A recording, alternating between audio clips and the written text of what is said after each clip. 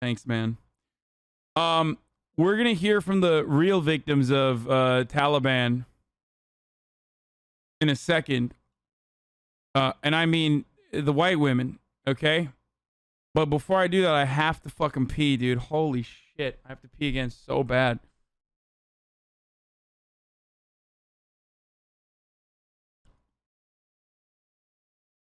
This is the show I was supposed to be on, by the way. Of Afghanistan. But I was not able to be on. Following the Taliban's takeover of Afghanistan. It's because I am not a Taliban expert. The end of a 20-year presence of U.S. troops. But who is the Taliban and what do they want exactly? We know the Taliban was formed in the 1990s, driving out Soviet forces in the country, and declared Afghanistan an Islamic State in 1996 after seizing Kabul. And now they are on the verge of total control of the capital again.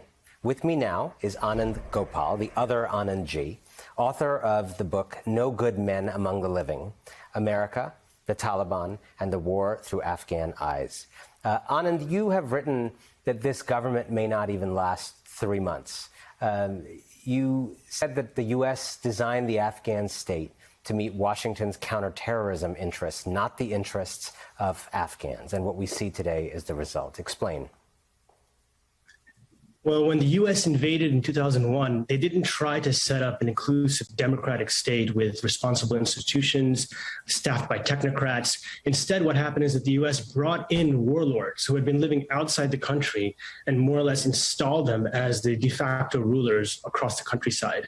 So the state that the U.S. created was predominantly made up of gunmen, private security contractors, drug lords, death squads. The U.S. also created a... Oh, look at that. Some interesting vehicles that the Taliban are using. I wonder how they acquired that. That was largely privatized. Most of the basic functions of the state were outsourced to private actors. And so Afghans who really were hopeful for the U.S. invasion and really hopeful for some sort of democracy, instead were confronted with a corrupt, kleptocratic, and really repressive state. And so every day they were facing night raids, airstrikes, disappearances. And in this way, they began to turn, especially in the countryside, began to turn against the Afghan government and the American backers. You've gone deep on this question of who the Taliban is, what they want. And there's this question that's been threading throughout this broadcast of whether there has been any change. You and I have both changed in the last 20 years. Most people have changed in the last 20 years. Has there been learning and growing from the 20 years out of power? Should we understand that? Yeah, they're fucking progressive now. They're letting women educate themselves. Of course, only in the Quran, but still. Taliban in 2021 to be who they were in 2001 with regard to women, with regard to relationships to terror groups. Are they different? Is there evidence that they're different? Well, Anand, I've spent a lot of time with the Taliban, interviewing them in the countryside, and in some ways they're different, and in some ways they're the same, right? So the original iteration of the Taliban in the 90s were mostly religious students. The current iteration of the Taliban are quite different. Many of them are just people from all walks of life, farmers, shopkeepers, etc. And almost every single person you meet in the Taliban has lost loved ones to drone attacks or to other sorts of crimes and joined the Taliban not out of some kind of religious fervor, but because of revenge. They wanted revenge against the U.S. They wanted revenge against the Afghan government. So that means that their worldview is a lot more diverse than it was maybe 20, 25 years ago. In many ways, they're a lot more open to many things. However, they're still a product of the Afghan countryside where traditional mores are still very important, where even in government-controlled areas, you will not see women... We unified the country in the wrong way? Oh, yeah. ...walking outside of the house. So they're very much a product of that. So unfortunately, from the perspective of women, I don't think they've changed very much at all. We've been hearing two different kind of narratives tonight, both of which sound quite plausible, which is one that this is going to be very, very scary for women and girls in particular because of the views you were just describing and the American presence there, the American military adventure there, however it might have failed, was hopeful for women and provided a break from the repression of 96 to 2001. But we're also hearing what you said at the beginning of this segment about how America botched this from the start. sided with warlords and people of that nature. So as America departs, how do you think about the next decade or 2 decades in the country's life? Which of these forces do you think will dominate the kind of next 20-year period? Well, look, Afghanistan, like any country on earth, is a very diverse country. It has its conservatives, it has its liberals, it has people in the city that have one type of lifestyle, it has people in the countryside that have a very different type of lifestyle. And so in the countryside, life for women hasn't really improved under the American presence, but life in the cities, it has improved. I think what we'll probably see is some kind of a reversal of that trend. What I mean is, like, in the countryside, people are being bombed and suffering all sorts of calamities. Yeah, so there's no shot that, like, the villagers are going to be worse off than when the American occupation was continuing. But also, there's no shot that the people's lives are going to be just as good under the American occupation if they were living in Kabul. So life is actually better when there's no war. So I've interviewed a lot of women from the countryside who actually want the war to end and wanted the Americans to leave simply because they didn't want to be bombed. At the same time, life in cities like Kabul, unfortunately, I think are not going to be good. I'm not sure how many folks on TV today have actually interviewed members of the Taliban, so I'm very happy we have Anand Gopal, the other Anand G, on tonight. Thank you so much for joining us. By the way, I had Mike on, but tomorrow I plan on having some Afghan people on as well, for the record. I know that people are saying, like, if you want to get back to White Women Tears reply, I'm begging people to stop treating American veterans as experts on the Taliban Afghan history. But yes, I will also be having some Afghan people on as well. The Taliban doing PR on MSNBC. Oh, I love that. Love to see it, folks. But let's get back to the white women. I really want to hear from the actual victims. Sorry, not sorry. Not going to care about Afghanistan because I grew up with an alcoholic, psychologically abusive father in constant state of distress and anxiety and worry about the future. Hearing the key in the door every evening was my own Afghanistan for almost 20 years. Sorry, not sorry. Not going to care about Afghanistan because I... Wait, what? Oh, it's just a fucking meme, the second part. Wait, is there more? Tell me there's more. I need to see more.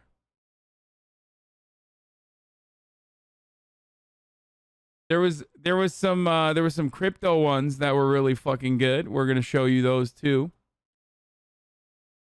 Imagine trying to flee Afghanistan and all you have are heavy gold bars. You either climb without the bars or get left behind, and most likely you won't get past the metal detectors. Hashtag Bitcoin fixes this.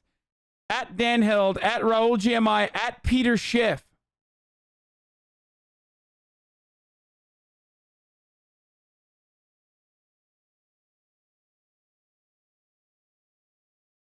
There's another really good crypto take too. Stop. There's another crypto bro that had a really good one. The gender critical take on the oppression of Afghan women is in. What's happening in Afghanistan is a tragedy. The Afghan people have been shamefully abandoned, and the implications for women and girls especially are horrifying. There are no easy answers, but the world can't just turn away and leave them to their fate. Perhaps show some concern for what you're doing to women and girls here in Scotland. They are, after all, part of your remit. You refer to women and girls as separate from men. But in Scotland, you've led a government who changed the meaning of the word woman to include men. These are transphobic feminists, TERFs.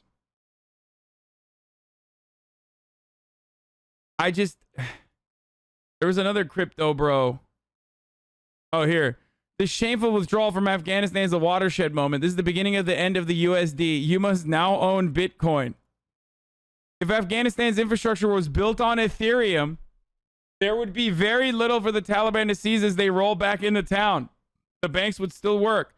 Decisions could still be made via DAOs that involve the outside world. It wouldn't stop working for even a second. People in Afghanistan try to withdraw their money from banks, but the top bankers have all left town. Likely no Afghans will get any of their hard-earned money back. This should show you how important Bitcoin is for the world. Control your own money. Like, for example, if the entire nation's currency was on Bitcoin rather than fiat currency, yuck, they could feel this exact same experience when, I don't know, Bitcoin fucking tanks for a day. You too, all around the world, could feel like the Afghan people right here when Bitcoin crashes.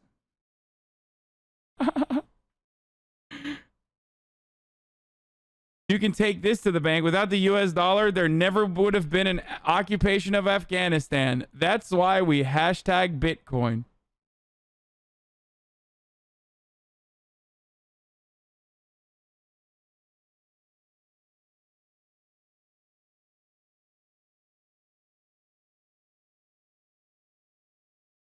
Oh, this was a really good one too.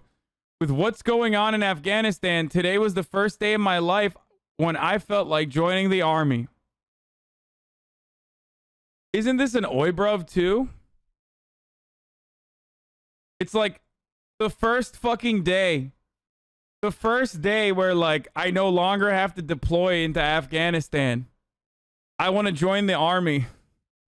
I mean, he still can. I saw Jack retweet this. Wait, what do you mean? Oh, you mean Wagner.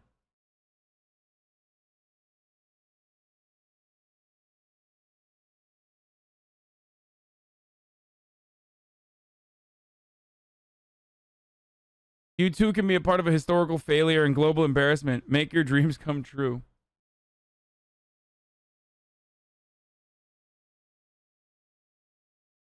He wants to join because he won't have to go to Afghanistan.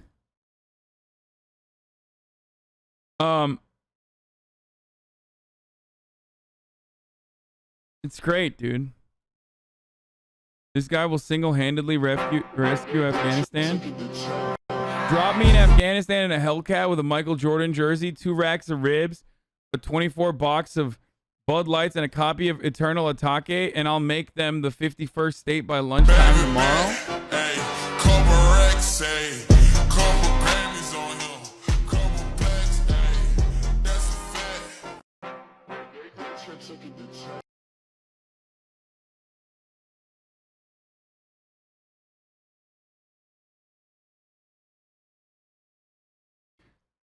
Oh, I saw this one. This one was pretty funny. Malala, the girl who received a Nobel... We talked about this yesterday.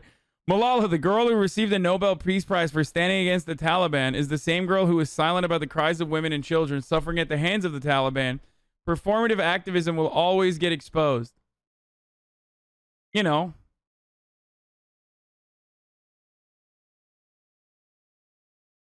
Performative activism, like being shot in the fucking eye for going to school.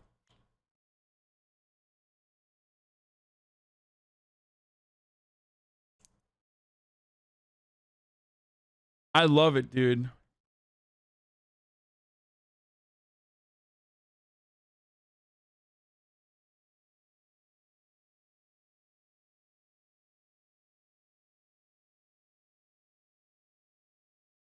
On the one hand, can't be real. On the other hand, white lady in the picture, I don't know if she's like full white. I think she might be one of my kind, you know?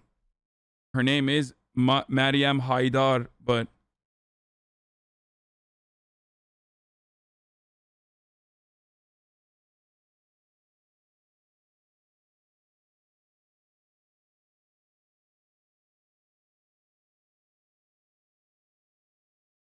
Malala got shot for Instagram likes. Okay.